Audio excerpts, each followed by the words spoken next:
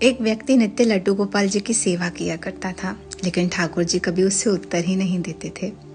किसी व्यक्ति ने उससे कहा कि तू अमुक देवी देवताओं की पूजा करना शुरू कर, तुझे उत्तर मिलना आरंभ हो जाएंगे। तो वो अन्य देवी देवताओं की विग्रह लाया और उनकी पूजा करना आरंभ कर दी और लड्डू गोपाल पे क्रोध कर कर मंदिर के ऊपर के कपाट में उन्हें रख दिया।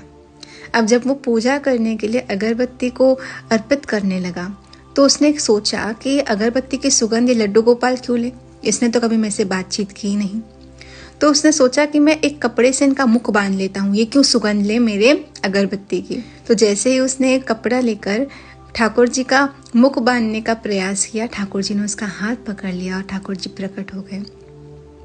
तो उसने ठाकुर जी से कहा, आज तक तो कभी आपने मुझे दर्शन नहीं दिए, मुझसे बात नहीं की, लेकिन अब मैं किसी और देवी देवता की पूजा कर रहा हूँ तो आप प्रकट हो गए। ठाकुर जी ने मुस्कुराकर कहा कि आज तक तू मुझे केवल मूर्ति समझकर मेरी पूजा कर रहा था, आज तूने मुझे चैतन्य माना, तूने ये जाना कि मैं तेरे अगरबत्ती की सुगंध लूंगा, तो जिस भाव से तू मुझे भजेगा तुझे वैसा ही परिणाम मिलेगा। भगवत गीता में कृष्ण ने कहा है, ये यथाम माम प्रपद्यन्ते ताम तथैव भजामि हम ठाकुर जी को जड़ मानेंगे तो ठाकुर जी हमारे सामने कभी लीलाएं नहीं करेंगे, लेकिन अगर हम ठाकुर जी को चैतन्य मानेंगे तो ठाकुर जी भी हमारे सामने चैतन्य स्वरूप धारण